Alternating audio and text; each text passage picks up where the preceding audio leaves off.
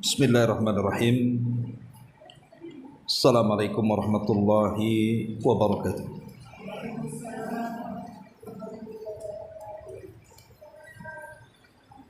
Alhamdulillah wassalatu wassalamu ala Rasulillah wa ala alihi wa sahbihi wa mawalah wa la hawla wa la quwata illa billahi wa ba'd.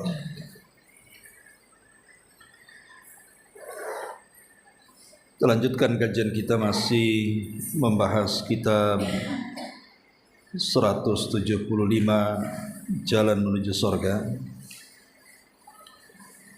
dan kita masuk pada poin ke 22 pada halaman ke 71. Kita baca teksnya dulu baru kita jelaskan. Pengarang mengatakan di sini keutamaan bersalawat kepada Nabi sallallahu alaihi wasallam. Nabi sallallahu alaihi wasallam bersabda, "Man shalla alayya salatan wahidatan sallallahu alaihi ashra salawatin wa huttat anhu ashru khati'atin wa rufi'at lahu ashru darajatin." Barang siapa yang bersalawat kepadaku, kata Rasul, satu kali saja, niscaya Allah akan bersalawat kepadanya 10 kali salawat. Dihapuskan darinya 10 dosa dan ditinggikan baginya 10 derajat. Kemudian Nabi SAW juga bersabda, "Man shalla alayya hina yusbihu ashran wa hina yumsi ashran adrakathu syafa'ati yaumal qiyamah." Barang siapa yang bersalawat kepadaku 10 kali ketika dia memasuki waktu pagi dan sore hari, niscaya pada hari kiamat syafaatku akan datang kepadanya. Dan Nabi SAW juga bersabda, "Aulan nasi bi yaumal qiyamati aktsaruhum alayya salatan." Orang yang paling utama untuk mendapatkan syafaat pada hari kiamat, mereka adalah orang yang paling banyak bersalawat kepadaku. Ada seorang laki-laki berkata, "Wahai Rasul, bagaimana pendapatmu jika aku menjadikan seluruh salawatku untukmu?" Maksudnya dalam doa-doanya. Maka beliau menjawab, "Jika demikian, Allah akan memberikan kecukupan bagimu dalam hal-hal yang kamu inginkan, baik dari urusan duniamu ataupun urusan akhirat." Ma'asyiral muslimat yang dimuliakan Allah Subhanahu wa taala, ini pembahasan yang sangat penting karena berkaitan dengan kecintaan kita kepada Nabi kita Muhammad sallallahu alaihi wasallam, di mana bentuk kecintaan kita kepada Nabi itu banyak. Salah satunya adalah memperbanyak salawat dan membumikan salawat. Al-Imam Al-Ghazali menyebutkan sebuah kaidah di dalam kitabnya Ihya Ulumuddin. Beliau mengatakan, "Man ahabba syai'an aktsar min dzikrihi." Barang siapa yang mencintai sesuatu, maka pasti dia akan banyak menyebut-nyebut sesuatu itu. Maknanya kalau kita mencintai Nabi sallallahu alaihi wasallam, maka sudah barang tentu kita harus banyak menyebut-nyebut namanya, alias bersalawat kepadanya. Samalah dengan ibu. Ibu sangat cinta dengan suami, Tidak mungkin kalau ngobrol sesama ibu-ibu, ibu pula menyebut-nyebut suami tetangga kan. Bisa marah kalau kedengaran suami. Pasti yang ibu sebut adalah suami sendiri. Bahkan kalaupun ada yang menjelek-jelekan karena kita sayang dengan suami kita, terkadang kita akan membela habis-habisan karena tanda cinta kita kepada pasangan. Lah menyebut-nyebut suami tidak sama dengan menyebut-nyebut Nabi. Karena menyebut-nyebut Nabi itu harus jauh lebih banyak, harus jauh lebih sering, harus jauh lebih memuji lagi dibandingkan suami ibu. Kenapa? Karena cinta kepada Rasul harus diutamakan dibandingkan manusia yang lain yang ibu cintai. Dan itu berdasarkan hadis Nabi SAW, la yu'minu ahadukum hatta akuna ahabba ilaihi min walidihi wa walidihi wan nasi ajmain.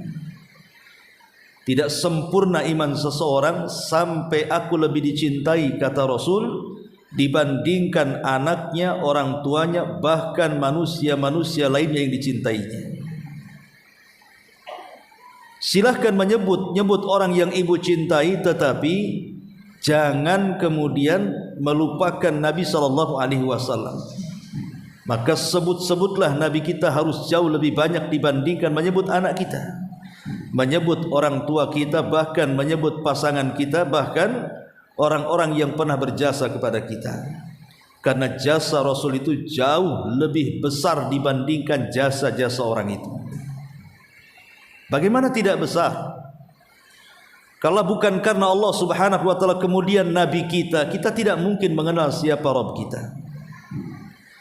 Kalau bukan karena Allah kemudian Nabi kita, kita tidak mungkin mampu cara menyembah Nabi, cara menyembah Tuhan kita. Bahkan boleh jadi kita tidak kenal salat, kita tidak kenal puasa, tidak kenal zakat, tidak kenal umrah, tidak kenal haji, bahkan tidak mungkin juga hadir di majelis ini. Makanya dari situlah sudah sepantasnya seorang muslim atau muslimah itu memperbanyak salawat, bentuk berterima kasih kita kepada Nabi. Bagaimana caranya coba berterima kasih kepada Nabi? Nabi sudah tidak ada. Kalau kita hidup di zaman para sahabat Nabi SAW, bisalah kita membela Nabi dengan badan kita, dengan jiwa kita, dengan harta kita, karena Nabinya masih hidup. Seperti yang dilakukan para sahabat-sahabat Nabi di zaman itu. Masalahnya Nabi SAW sudah jauh 14 abad meninggalkan kita. Lalu bagaimana caranya kita berterima kasih kepada Nabi SAW akan jasanya yang menyelamatkan dunia kita dan akhirat kita? Lah salah satu berterima kasih itu maksudnya dengan memperbanyak bersolawat. Makanya pembahasan ini penting untuk dibahas. Apa itu makna salawat? Kemudian apa saja keutamaan salawat, dan apa hikmah dibalik orang yang bersalawat itu. Ma'asyiral muslimat yang dimuliakan Allah Subhanahu wa taala. Dan di sini kita jelaskan yang di buku ini dulu, baru kita bentangkan kepada pembahasan lainnya.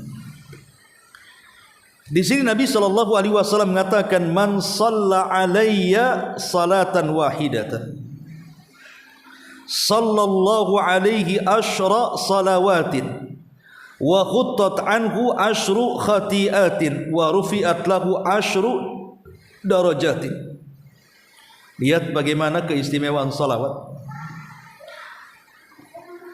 Ketika kita bersalawat kepada Nabi SAW dengan menyebut Allahumma salli ala Muhammad,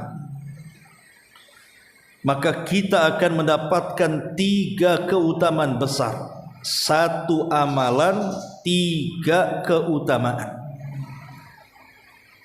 Amalannya cuma 1, bersalawat saja, sekali saja kepada Nabi SAW. Tapi lihat, Allah berikan 3 pahala dan 3 keutamaan. Yang pertama, sallallahu alaihi asyra salawatin.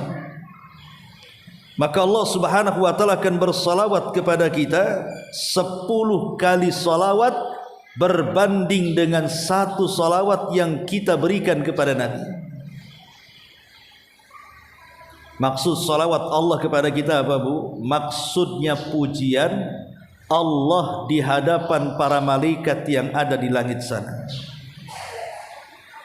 Jadi kalau ibu bersalawat satu kali saja kepada Rasul, berarti ibu akan disebut 10 kali oleh Allah Subhanahu wa taala di hadapan para malaikat yang ada di langit.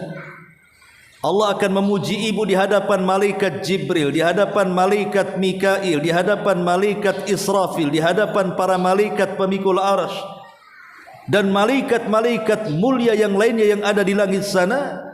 Makhluk yang sangat dekat dengan Allah Subhanahu wa taala.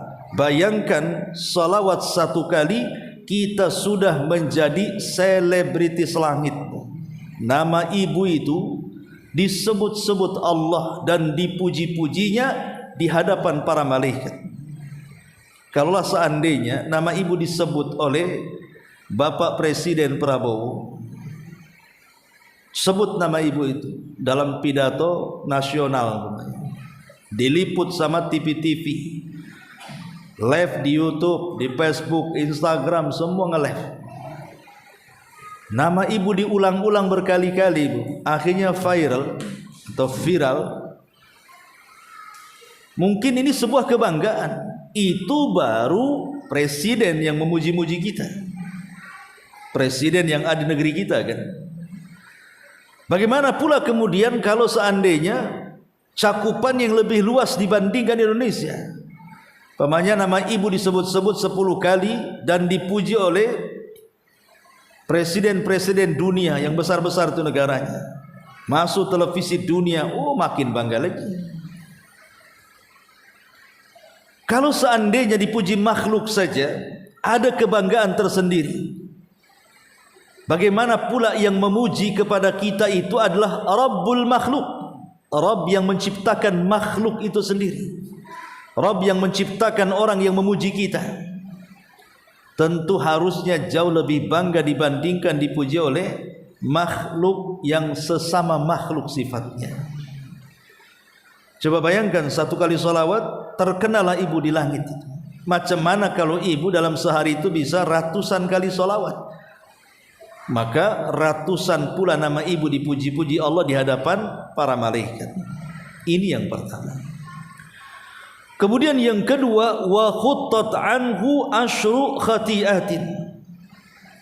Maka akan mendapatkan keutamaan yang kedua, dihapuskan dari diri kita ini 10 dosa. Saya, ibu atau siapapun dalam satu hari itu pastilah melakukan dosa, Bu. Tidak mungkin tidak melakukan dosa. Entah dosa mata, dosa telinga, dosa lisan, itu yang paling banyak ya.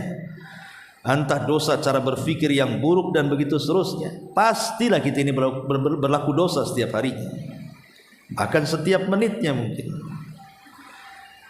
Lah, dosa-dosa yang kita lakukan hari-hari itu kita bisa hancurkan dalam satu hari yang sama. Jangan ditumpuk-tumpuk. Karena bagaimanapun Umar bin Khattab radhiyallahu anhu mengatakan, la saghirata ma'al istimrar wala kabirata ma'al istighfar. Tidak ada dosa kecil kalau ditumpuk itu jadi besar. Bahkan tidak ada dosa besar kalau digempur dengan istighfar.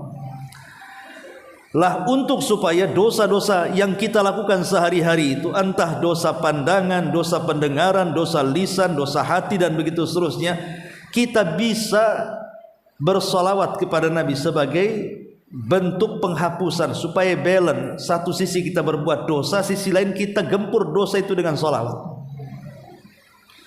Sehingga kalau itu kita lakukan, kan enak, setiap hari kita tidak punya dosa akhirnya. Daripada ditumpuk-tumpuk, ya kalau sempat tobat, kalau sempat mati. Makanya lihat bagaimana keutamaan salawat, wa khuttat anhu asyru khati'atin. Cukup sampai di sini? Tidak, ada keutamaan yang ketiganya. Wa rufi'at lahu asyru darajatin. Maka akan diangkat baginya. Maksudnya kedudukan dia, tingkatan dia di mana? Di sorga nanti. Boleh jadi mungkin secara amalan kita ini kurang, tidak pantaslah kita mendapatkan imbalan di sorga dengan tingkatan-tingkatan kita tertentu. Rupanya dengan orang yang memperbanyak salawat itu tanpa sadar di sorga kita ini, rupanya diangkat pula derajat kita, ditinggikan pula tingkatan di sorga tempat-tempat duduk kita di sana. Padahal mungkin sedekahnya kurang, tahajudnya kurang, puasanya, maksudnya puasa sunnahnya kurang, baca Qur'annya kurang, dan ibadah-ibadah yang lain kurang, tapi bisa terangkat dengan salawat. Lihat bagaimana keajaiban salawat di sini. Kita akan menjadi selebritis langit, dosa-dosa kita pula akan diampuni, tempat kita di sorga pula diangkat. Ini yang pertama. Yang kedua, Nabi SAW mengatakan, "Man shalla alayya hina yusbi ashran wa hina yumsi ashran adrakathu syafa'ati yaumal qiyamah." Dan dalam riwayat, "Aulan nas bi yaumal qiyamati aktsaruhum alayya salatan." Barang siapa yang bersolawat kepadaku, kata Rasul, berapa kali? 10 kali. Kapan? Di waktu pagi. Saya kira ibu bersolawat di pagi hari 10 kali, enggak mungkinlah berjam-jam tuh. Paling 5 menit selesai. Allahumma sholli ala Muhammad, Allahumma sholli ala Muhammad, Allahumma sholli ala Muhammad, Allahumma sholli ala Muhammad, Allahumma sholli ala Muhammad, Allahumma sholli ala Muhammad, Allahumma sholli ala Muhammad, Allahumma sholli ala Muhammad, Allahumma sholli ala Muhammad, Allahumma sholli ala Muhammad. Tuh belum ada bergerak tuh dari 18 tuh. Tak sampai 1 menit pun, ya. 10 kali tidak sampai 1 menit tuh, bayangkan. Kapan itu? Di pagi hari. Kemudian ditambah wahina yumsi ashran, dan juga ditambah nanti kalau datang sore hari baca lagi 10 kali. Cuman 2 menit kau dikumpulkan itu. 1 menit di pagi, 1 menit di sore hari. Tapi lihat bagaimana Rasul mengatakan adrakathu syafa'ati yaumal qiyamah. Maka syafaatku kelak pada hari kiamat akan datang kepadanya. Di akhirat itu yang bisa menyelamatkan kita adalah amalan kita. Tetapi amalan juga, kan tidak mungkin ibu beramal itu 100% kebaikan. Pasti di tengah-tengah amalan yang kita bawa menghadap Allah itu pasti ada dosanya juga lah. Tidak mungkin catatan itu putih semua, pasti ada hitamnya. Sehingga walaupun kita ini banyak melakukan amalan, anggaplah seandainya dia tidak pernah melakukan dosa, dia beramal saleh terus di dunia. Ketika dia menghadap Allah Subhanahu wa taala, tidak lantas kemudian dia selamat dari itu. Kalau tidak ada 2 perkara. Pertama syafaat, dan yang kedua rahmat. Karena di akhirat itu yang menyelamatkan kita 2 ini. Pertama syafaat. Syafaat Nabi kita Muhammad sallallahu alaihi wasallam, dan syafaat-syafaat yang lainnya. Kalau memang sudah habis, tidak ada syafaat lagi, sementara dia masih punya iman walaupun sebiji darah, dan dia juga termasuk penghuni sorga, maka turunlah rahmat kasih sayang Allah Subhanahu wa taala. Tidak dapat syafaat, dapat rahmat. Lah orang-orang yang banyak bersalawat kepada Nabi sallallahu alaihi wasallam, maka Rasul sallallahu alaihi wasallam menjamin keselamatan kita di akhirat dengan cara apa? Akan mengirimkan syafaat dia kepada kita. Artinya kan ada jaminan keselamatan di sini. Makanya wajar kalau Rasul mengatakan aulan nas bi yaumal qiyamati aktsaruhum alayya salatan. Orang yang paling utama untuk mendapatkan syafaat kepada hari kiamat adalah orang yang paling banyak bersalawat kepadaku, kata Nabi. Cukup ibu salawat di pagi hari 1 menit 10 kali, cukup ibu bersalawat di sore hari 1 menit 10 kali, sudah ada jaminan selamat dari Nabi. Akan memberikan syafaatnya pada hari kiamat. Subhanallah, ya. Ma'asyiral muslimat, makanya di sini ketika ada seorang laki-laki bertanya, wahai Rasul, bagaimana pendapatmu jika aku menjadikan seluruh salawatku untukmu dalam doa-doaku? Beliau menjawab, jika demikian Allah akan memberikan kecukupan bagimu dalam hal-hal yang kamu inginkan, baik urusan duniamu maupun urusan akhiratmu. Allah berikan dua kebahagiaan dunia dan kebahagiaan akhirat. Subhanallah, ini keajaiban bersalawat. Tapi kita akan kembangkan. Lalu apa sih makna daripada salawat itu? Kalau ibu membaca Al-Quran tepat di surah Al-Ahzab ayat ke-56, Al-Ahzab ayat 56, Allah Subhanahu wa taala berfirman, innallaha wa malaikatahu yusalluna 'alan nabi ya ayyuhalladzina amanu sallu 'alaihi wa sallimu taslima. Sesungguhnya Allah dan para malaikatnya mereka bersalawat untuk nabinya. Wahai orang-orang yang beriman, bersalawatlah kalian untuk nabi kalian dan ucapkanlah salam keselamatan untuk nabi kalian. Dalam ayat ini, kalau seandainya Allah Subhanahu wa taala bersalawat kepada nabi kita, bahkan para malaikat Allah juga bersalawat kepada nabi kita, lalu kenapa kita tidak bersalawat kepada nabi kita? Allah dan Rasul, para malaikat itu bersalawat, maka kita harus lebih bersalawat, karena malaikat Allah pun bersalawat kepada nabi kita Muhammad SAW. Lah dalam surah Al-Ahzab 56 ini Allah menyebut dua kata. Pertama yusallun, dan yang kedua wasallimu taslima. Apa dua kata ini? Pertama yusallun, bersalawat. Yang kedua wasallimu, mengucapkan salam. Jadi ada salawat, ada salam. Kalau kita membaca hadis Nabi, selalu kita katakan qalan nabiyyu sallallahu alaihi wasallam. Di sini ada dua kata, salawat dan salam, dan itu harus senantiasa bergandengan. Jadi kalau kita bersalawat kepada Rasul, ucapkan juga salam. Lalu apa makna salawat dan makna salam? Ini penting. Kenapa, Bu? Karena kalau kita paham ya apa yang kita ucapkan, maka kita terangsang untuk lebih banyak bersalawat kepada Nabi. Karena kita sudah paham maknanya, paham tujuannya.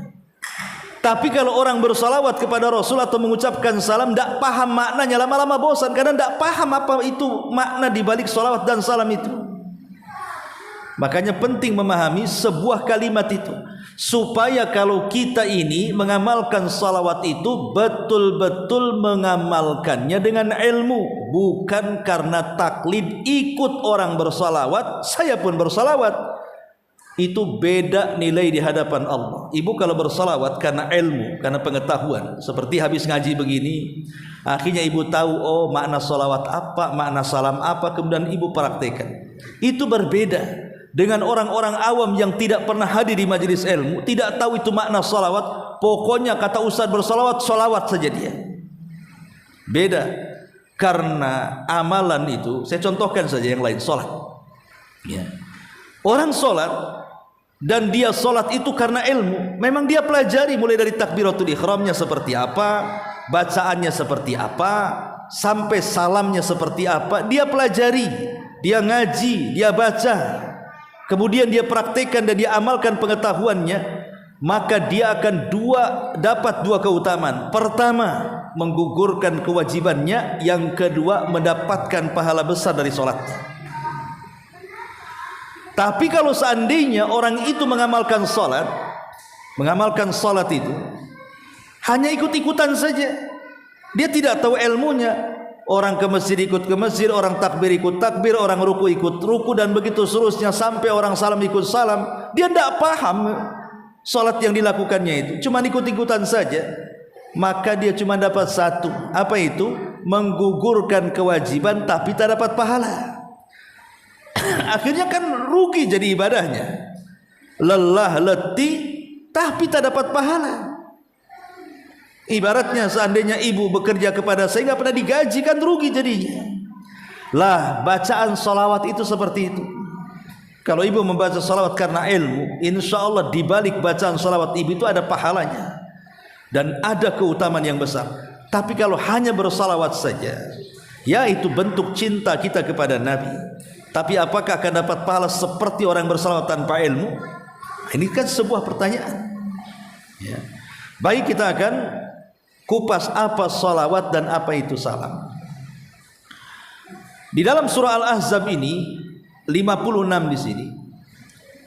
Di sini ada kata-kata innallaha wa malaikatahu. Sesungguhnya Allah dan para malaikatnya mereka bersalawat. Yang dimaksud salawat Allah kepada Nabi, di mana Allah Subhanahu wa taala memuji-muji nabinya. Jadi makna salat Allah kepada Nabi artinya Allah memuji Nabi kita. Memuji-muji Nabi kita dengan pujian yang baik. Itu salawatnya Allah kepada Nabi kita. Kemudian yang kedua, di sini ada kata-kata wa malaikatahu, dan juga para malaikatnya. Lah salawatnya para malaikat kepada Nabi kita itu dengan mendoakan dua perkara. Pertama keberkahan, yang kedua istighfar, memintakan ampun akan dosa Nabi kita. Jadi para malaikat kalau bersalawat kepada Nabi artinya malaikat mendoakan berkah dan malaikat mendoakan ampunan kepada Nabi. Tapi salawatnya kita kepada Rasul itu beda maknanya. Jadi kalau ibu mengatakan Allahumma salli ala Muhammad, Allahumma salli ala Muhammad, artinya ibu mengangkat kedua tangan ke langit dan mengatakan ya Rabb, berikan pujian kepada Nabi kami, berikan pujian kepada Rasul kami Muhammad sallallahu alaihi wasallam di hadapan makhlukmu yang ada di langit sana. Jadi kita meminta kepada Allah agar Allah memuja-muji Nabi kita dengan pujian terbaik di hadapan para malaikat yang ada di langit sana. Pujilah Nabi kita ya Rabb di hadapan Jibril, di hadapan Mikail, di hadapan Malakul Maut, di hadapan seluruh malaikat termasuk Hamalatul Arsy dan malaikat-malaikat yang lain yang ada di langit. Dan itu bentuk apa? Bentuk adab. Sebenarnya tanpa diminta juga Allah sudah puji Nabi kita. Walaupun kita tidak mengatakan ya Allah pujilah Nabi kita, Allah tetap memuji Nabi kita kok. Karena Allah yang mengatakan wa innaka la'ala khuluqin azim. Lalu untuk apa kita meminta kepada Allah agar memuji-muji Nabi kita sementara walaupun kita tidak minta Allah sudah memujinya?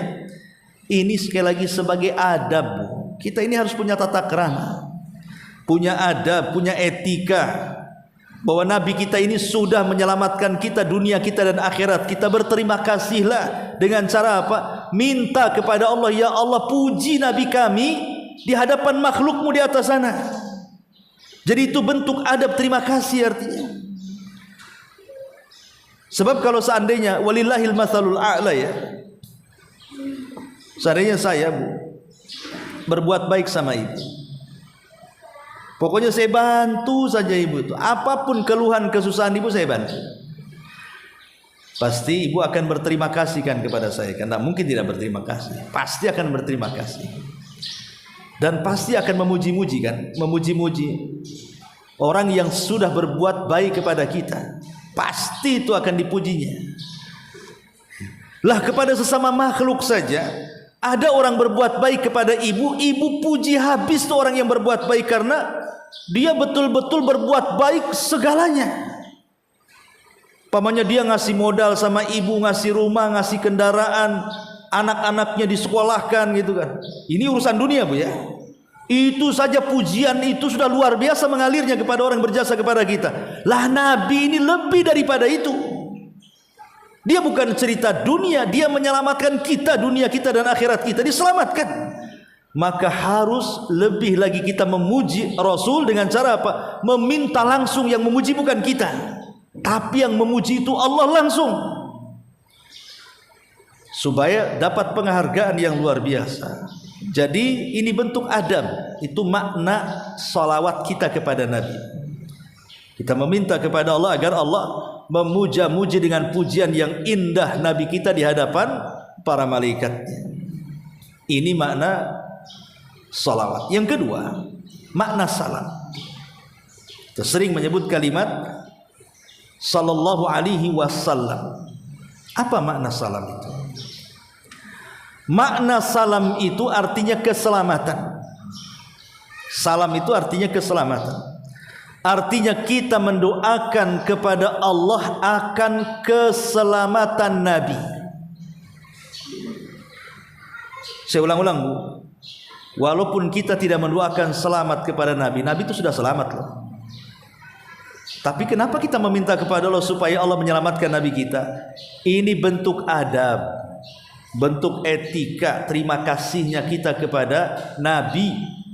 Kita meminta kepada Allah selamatkan Nabi kita. Dari apa? Dari 3 perkara.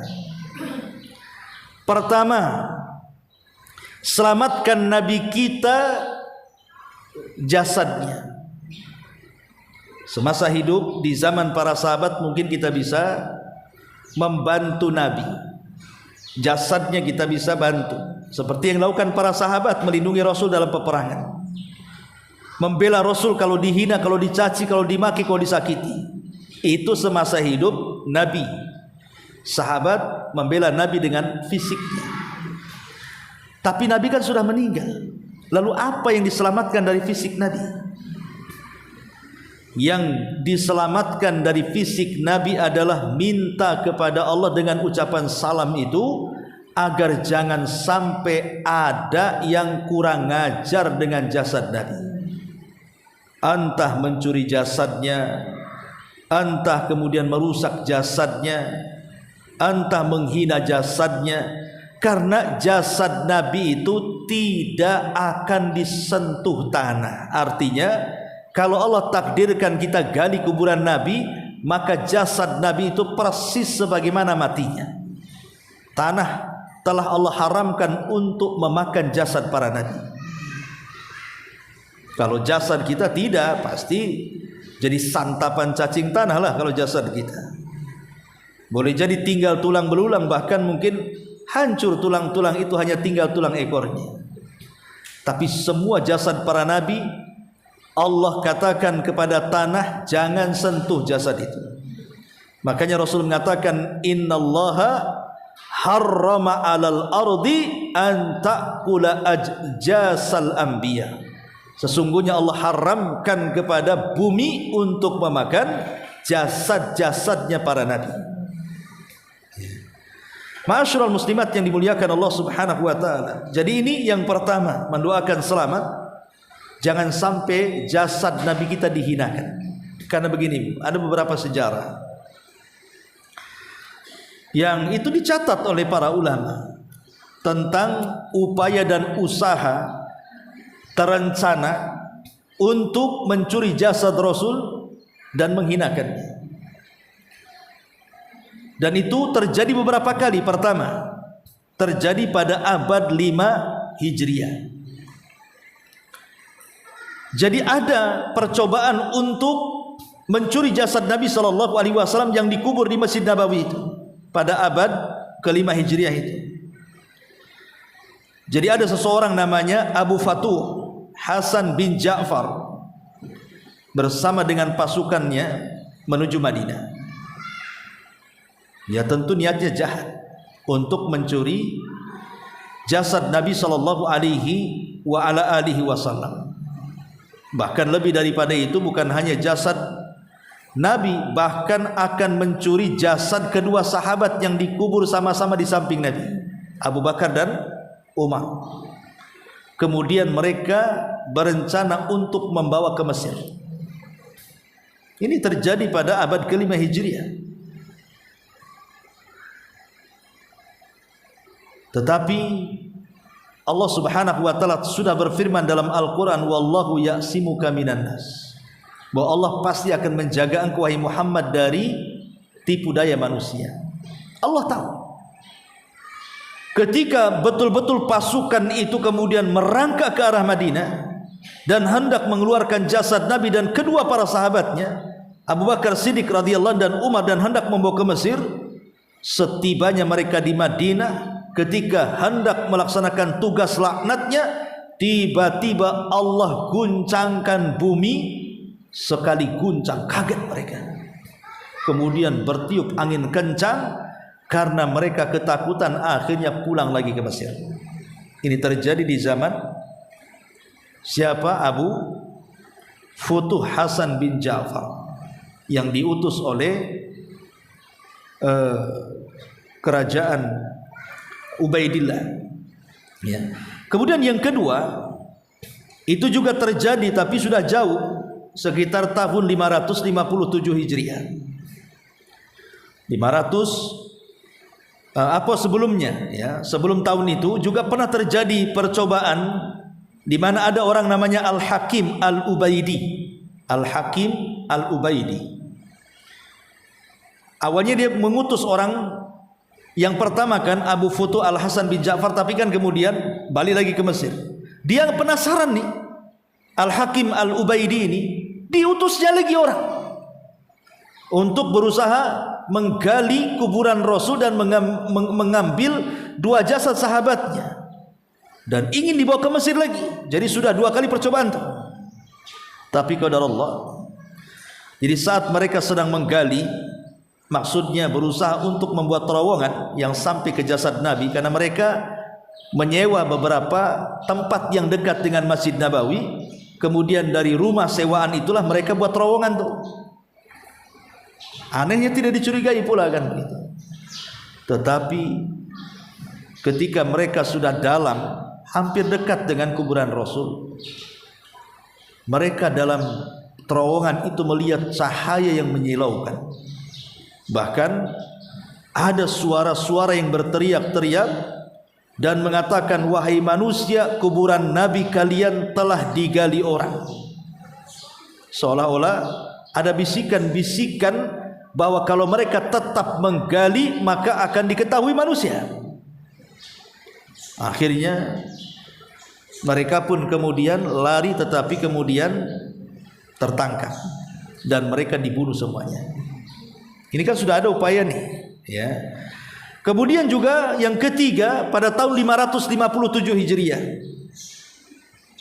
di masa Sultan Nuruddin Az-Zanki, jadi juga masih ada juga rencana untuk pengambilan jasad Nabi Shallallahu Alaihi Wasallam. Lah pencurian ini dimotori oleh orang Nasrani, dimotori oleh Raja Nasrani dengan cara bekerja sama dengan orang-orang Maroko, orang-orang Maghrib. Kemudian mengutus dua orang untuk berpura-pura mengambil penginapan di sekitar Masjid Nabawi, kemudian menggali terowongan. Ya, jadi sama saja cara mereka hendak mencuri itu, karena mereka kan tidak mungkin langsung masuk ke Masjid Nabawi kan, otomatis kan mereka harus jalurnya jalur bawah, harus membuat terowongan yang mengarah ke kuburan Nabi. Tapi entah apa ceritanya, Sultan Nuruddin Az-Zanki ini dia bermimpi.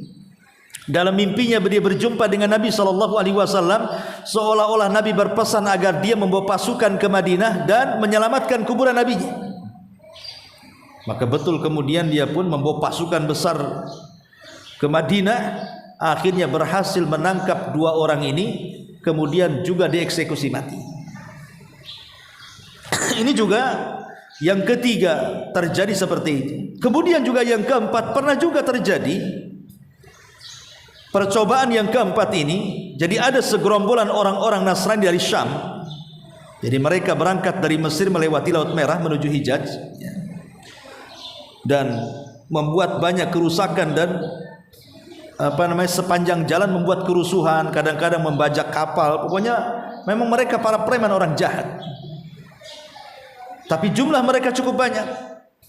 Lah, misi mereka juga sama, berniat menuju kota Mekah, kemudian dari Mekah ke Madinah, dan berniat mengeluarkan jasad Nabi. Tetapi kemudian ada yang mengatakan pimpinannya adalah Al-Lu'lu'. Tapi Allah takdirkan kemudian mereka disergap oleh kaum muslimin, ditawan, sebagian dibunuh dan sebagian dipenjara. Lah, dari 4 kali percobaan, mungkin lebih daripada 4 ya. Ini yang dicatat sejarah saja. Di sini menunjukkan bahwa ada upaya-upaya dari orang-orang kafir itu untuk apa? Menyakiti Nabi kita Muhammad SAW. Dengan cara apa? Menggali kuburannya, mengambil jasadnya, dan hendak menghinakan. Makanya karena ada upaya-upaya menyakiti jasad Rasul kita, sudah sewajarnya kita ini sebagai umatnya mendoakan kepada Allah supaya jasad Nabi kita itu diselamatkan. Bisa dipahami di sini? Ini makna salam yang pertama. Ya. Adapun makna salam yang kedua, maksudnya ketika kita mengatakan sallallahu alaihi wasallam, jadi makna salam meminta keselamatan kepada Allah atas Nabi kita itu maksudnya bukan nabinya, tetapi ajaran yang dibawa nabinya. Islam inilah kita meminta kepada Allah, ya Allah selamatkan agama yang dibawa Nabi kita Muhammad SAW dari penyimpangan. Selamatkan agama kita dari penyelewengan, baik dalam penyimpangan akidah, ibadah ataupun muamalah. Minta kepada Allah agar agama kita dijaga oleh Allah Subhanahu wa taala. Diselamatkan agama yang sudah dibawa oleh Nabi kita Muhammad SAW dengan keringat dan darahnya. Ini makna yang kedua. Atau makna yang ketiga, salam itu artinya meminta kepada Allah agar Allah menyelamatkan Nabi kita. Kapan? Bukan di dunia, tapi kelak di akhirat. Saya ulang-ulang dari awal, tanpa meminta keselamatan kepada Allah akan Nabi kita itu pasti selamat di akhirat. Gimana tidak selamat? Di dunia saja dosanya diampuni, yang sedang, yang telah, yang akan datang, ya secara otomatis di akhirat selamatlah. Dia yang menyelamatkan kita, bukan kita menyelamatkan dia. Rasul yang menyelamatkan kita dengan syafaatnya. Bahkan apabila kita ini meniti di tiang Siratal Mustaqim itu, Nabi sudah ada di ujung, kemudian melihat satu persatu umatnya yang nyebrang, kemudian mengatakan Allahumma salim salim, ya Allah selamatkan orang itu, ya Allah selamatkan. Nabi yang ngomong begitu. Tapi saya katakan dalam bentuk adab, etika, tetap kita mendoakan keselamatan. Etika, berterima kasih kita kepada Nabi Sallallahu Alaihi Wasallam. Lah itu makna daripada salawat dan salam. Ya. Dari sini kita sudah paham apa itu makna salawat dan salam. Berarti makna salawat dan salam kita meminta kepada Allah agar Allah memuji Nabi kita di hadapan makhluknya di atas sana, kemudian mendoakan keselamatan, selamat jasadnya agar tidak dihinakan manusia, minta kepada Allah diselamatkan syariat yang dibawanya, dan minta kepada agar Rasul diselamatkan kelak di akhirat bersama umatnya. Ini makna salawat. Kemudian pembahasan yang ketiga tentu kita kembangkan sedikit tentang salawat kepada Nabi Sallallahu Alaihi Wasallam. Ma'asyiral muslimat yang dimuliakan Allah Subhanahu Wa Taala, ada beberapa faedah yang kalau seandainya kita ini mengucapkan salawat, maka kita akan mendapatkan faedah-faedah tadi. Pertama, kita bersalawat itu karena perintah. Jadi saya ibu bersalawat itu karena perintah. Siapa yang memerintahkan? Allah yang perintahkan, dan juga Nabi SAW yang perintahkan. Jadi kalau kita bersalawat berarti kita sudah melaksanakan perintah Allah dan Rasulnya. Dan ingat, di balik pelaksanaan perintah itu ada kebaikan. Ini yang pertama. Yang kedua, jadi ketika kita ini bersalawat kepada Nabi sallallahu alaihi wasallam, khusulu asyri salawati minallah. Tadi saya dijelaskan di muqaddimah, kita akan mendapatkan pujian dari Allah 10 kali lipat dari salawat kita kepada Nabi SAW satu kali. dan ini menjadikan kita terkenal di langit. Kemudian yang ketiga, annaha sababun li syafaati. Dengan memperbanyak salawat itu, ini sebab akan mendapatkan syafaat Nabi minimalnya 10 kali di pagi hari, 10 kali di sore hari. Kemudian yang keempat, annaha sababun li kifayatil abdi. Bahwa salawat ini sebagai sebab Allah akan mencukupkan hamba-hambanya. Kita akan dicukupkan hidup kita ini. Bahkan lebih daripada itu, akan dihilangkan gundah deritanya, kesetresannya, kebingungannya, kesedihannya. Maka dengan memperbanyak salawat itu semua lambat laun akan teruraikan. Hilang lama-lama itu stres, bingung, ya gundah, sedih dan begitu seterusnya. Karena ada hadis yang disebutkan ketika ada seorang sahabat namanya Ka'ab, Ubay ibn Ka'ab radhiyallahu anhu. Jadi Ubay ibn Ka'ab ini seorang sahabat yang satu-satu namanya disebut oleh Allah Subhanahu wa taala karena kecintaan Ubay ini kepada Al-Qur'an. Jadi disebutkan dalam hadis Ubay ibn Ka'ab radhiyallahu anhu ini, Ubay mengatakan ketika bicara tentang manfaat syafaat kepada Rasul, manfaat salawat kepada Nabi sallallahu alaihi wasallam. Apa kata Nabi sallallahu alaihi wasallam? Idzan tughfa hammuk wa yughfaru laka dzambuk. Dengan banyaknya salawat engkau kepada Rasul wahai Ubay, apa kata Rasul? Maka jika demikian pasti dicukupkan kebutuhanmu dan seluruh penderitaanmu akan dihilangkan, bahkan lebih daripada itu akan diampuni dosa-dosamu.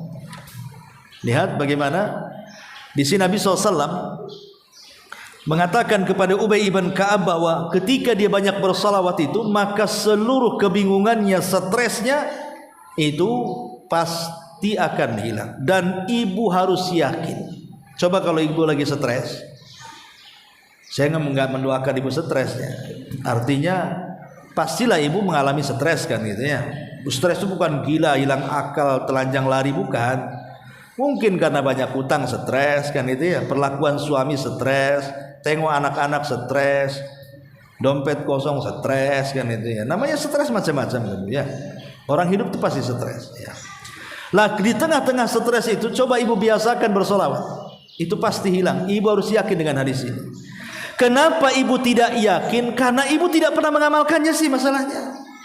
Coba diamalkan. Kalau ibu sudah mengamalkan dengan penuh keyakinan, ibu baru merasakan. Tapi kalau tidak pernah mengamalkan ya, mana ada stres bisa hilang dengan sholawat. Stres itu bisa hilang dengan uang ditaruh di jidat Ustaz, 1 M hilang stresnya katanya. Iya, uang itu hilang, stres lagi kan? Karena uang itu uang palsu, dicetak di mana itu? Di kampus mana kan itu. Ma'asyiral muslimin wal muslimat rahimani wa rahimakumullah. Jadi dari sini kita tahu bahwa di antara faedah salawat itu bisa menghilangkan. Ibu harus yakin. Caranya apa? Amalkan. Kalau tidak diamalkan susah untuk yakin. Ini juga di antara faedah. Kemudian juga di antara faedahnya yang kelima, annaha tarmi bi sahibiha ala tariqil jannah. Dan ini yang paling utama, bisa mengarahkan orang yang banyak salawat ini menuju jalan ke surga. Karena sudah mengamalkan kecintaan kita kepada Nabi. Dan ketika kita bersalawat kepada Nabi, artinya kita menjalankan syariat Nabi. Dan menjalankan syariat itu ya salah satunya jalan menuju surga. Dan yang keenam, sababun li ibqa'illahi ta'ala ats-tsana'il hasan wal barakati lil musalli. Sebab Allah akan terus memuji dengan pujian yang baik kepada kita dan akan menghantarkan keberkahannya bagi orang-orang yang terus berselawat kepada Nabi sallallahu alaihi wasallam. Dan banyak lagi Bu ya, kalau kita cerita keutamaan salawat ini sebenarnya saya sudah tulis sekitar 100 lebih ya. 103 ya, tentang keutamaan salawat, tapi juga waktu. Kita langsung singkat saja. Di mana tempat-tempat kita bersalawat? Ya. Pertama, saat ibu sedang sholat. Ketika ibu sedang tasyahud, di situ kan kita bersalawat tuh. Ya, baik tasyahud, sholat tasyahud pada sholat sunnah atau tasyahud pada sholat wajib, disitulah disyariatkan salawat, dan itulah salawat terbaik secara lafaz, salawat Ibrahimiyah.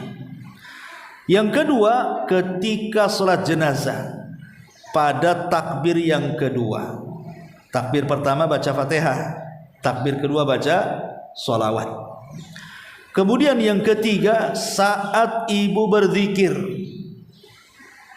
Saat ibu berzikir di pagi hari, namanya zikir pagi, zikir petang, disitulah disyariatkan bersalawat 10 kali di pagi hari dan 10 kali di sore hari. Kemudian yang keempat, ketika ibu masuk masjid ataupun keluar masjid. Karena Rasul mengatakan, idza dakhaltal masjid faquli bismillah wassalamu ala rasulillah. Allahumma salli ala Muhammad wa ala ali Muhammad waghfir lana wasahhil lana abwaaba rahmatik. Fa idza faragta faquli mithla dzalik ghaira an qauli wasahhil lana abwaaba fadlik. Jadi sunahkan kalau ibu tadi masuk masjid atau keluar masjid bersolawat dengan cara ibu mengatakan bismillah, kemudian wassalamu ala rasulillah. Allahumma sholli ala Muhammad, Allahumma ftahli abwaba rahmatik. Itu kalau masuk. Kalau keluar ya bismillah, Allahumma sholli ala Muhammad atau assalamu ala rasulillah, kemudian Allahumma ftahli abwaba fadli. Keluar ya. Kemudian juga yang kelima, ketika ibu dengar azan. Ketika ibu dengar azan, maka ibu kan membaca doa setelah azan. Itu kan ada sholawatnya di situ. Kemudian yang nomor 6, saat ibu berdoa, bahkan di antara perkara yang bisa mengijabah doa itu salah satunya bersolawat. Kalau doa tidak bersolawat justru tidak akan diijabah. Jadi solawat itu salah satu lafaz yang bisa mengijabah doa. Makanya ketika ibu berdoa jangan lupa memuji Allah, kemudian bersolawat kepada Nabi, baru meminta sesuatu kepada Allah. Kemudian yang nomor 7, di hari Jumat. Kalau di hari Jumat mau laki-laki perempuan sunnah bersalawat kapan saja, yang penting hari Jumat, mau paginya, mau siangnya, mau sorenya, mau malamnya, yang penting di hari Jumat itu sunnah bersalawat kepada Nabi sallallahu alaihi wasallam. Kemudian yang ke-8, ketika khutbah, baik khutbah besar ya, kata khutbah Jumat, khutbah Id, khutbah istisqa, ini bagi seorang khatib, maka bersalawat kepada Nabi sallallahu alaihi wasallam. Atau ketika ibu selesai dari majelis, ini habis kajian nih ya, atau mungkin ibu bermajelis apa sajalah, namanya majelis itu kan bisa bicara dunia, bisa bicara akhirat. Kalau sekarang kan bicara akhirat nih, mungkin satu kali ibu bermajelis dengan kawan-kawan, mungkin bicara arisan, bicara kuliner kan itu ya, bicara kesukaan dan begitu seterusnya. Kalau mau pulang selesai, itu disunahkan juga bersolawat ya, Allahumma sholli ala Muhammad, kemudian baca doa kafaratul majlis kan itu. Dan yang ke-10, inda khitbatir rajulil mar'ah fin nikah, dan ketika mengkhitbah seorang laki-laki kepada seorang wanita saat pernikahan. Inilah 10 tempat sangat disyariatkan bersalawat kepada Nabi sallallahu alaihi wasallam. Taib, sampai di sini. Sebelum saya tutup, silakan kalau ada yang mau bertanya.